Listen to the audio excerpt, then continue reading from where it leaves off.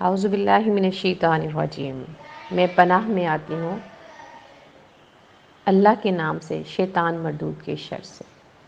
سب سے پہلا سوال ہے، پناہ کیا چیز ہے؟ جب بارش ہوتی ہے تو ہم کوئی پناہ گاہ ڈھونڈتے ہیں، کوئی شیڈ ڈھونڈتے ہیں، کوئی چھت کے نیچے اپنے جگہ تلاش کرتے ہیں۔ سیم اسی طرح جب ہم اعوذ باللہ من الشیطان الرجیم پڑھتے ہیں تو ہم ایک شیڈ کے نیچے آ جاتے ہیں۔ قرآن پاک میں اللہ تعالیٰ ایک جگہ فرماتے ہیں فَإِذَا قَرَأْتَ الْقُرْآنَ فَاسْتَعِذْ بِاللَّهِ کہ جب بھی تم قرآن پاک کی تلاوت کرو تو اللہ کی پناہ میں آ جاؤ۔ اس کا مطلب کیا ہوا؟ اللہ کی پناہ میں کس سے آنا ہے؟ اللہ کی پناہ میں آنے کے لیے ہمیں اعوذ باللہ پڑھنے کا حکم اللہ تعالیٰ نے کیوں دیا ہے؟ شیطان، جس کے بارے میں ہم نے سنا، شیطان ایک فرشتہ نہیں ہے، شیطان ایک جن تھا جس نے اللہ تعالیٰ کی بہت زیادہ عبادت کی۔ اللہ تعالیٰ نے اس کی عبادت سے خوش ہو کر اس کی گریڈ کو اپ کر دیا اور اس کو فرشتوں کی محفل میں لا بٹھایا۔ فرشتہ نہیں تھا، لیکن اس کے اچھے کاموں کی وجہ سے اللہ تعالیٰ نے اس کو فرشتوں کا درجہ دے دیا۔ لیکن وہ اس عزت کو اور اس وقار کو ہضم نہیں کر سکا۔ فرشتے اللہ کے حکم پر سوال نہیں اٹھاتے۔ وہ کہتے ہیں، اللہ تعالیٰ فرماتے ہیں کہ فلاں شخص کی موت کا قبض کرنی ہے، سوال نہیں اٹھاتے۔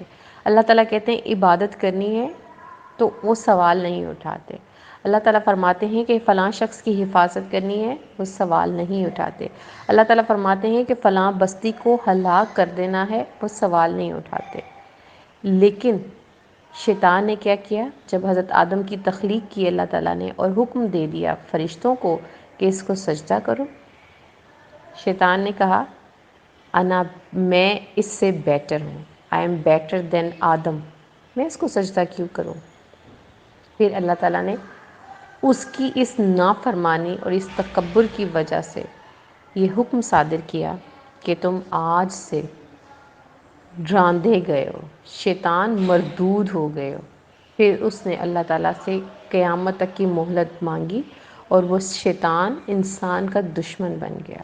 اور اب جب بھی ہم کوئی نیکی کا کام کرنے لگتے ہیں، شیطان ہمارے راستے میں رکاوٹ بنتا ہے۔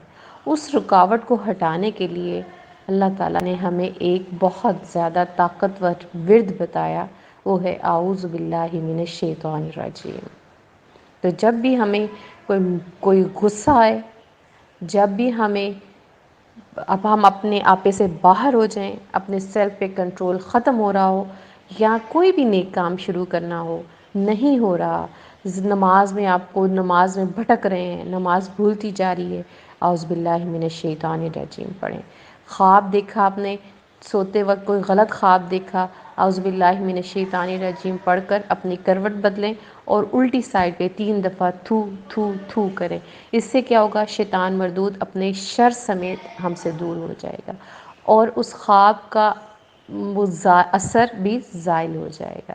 یہ اعوذ باللہ ہمارے گرد ایک پروٹیکٹر دیوار کی طرح بن جاتی ہے، ٹھیک ہے؟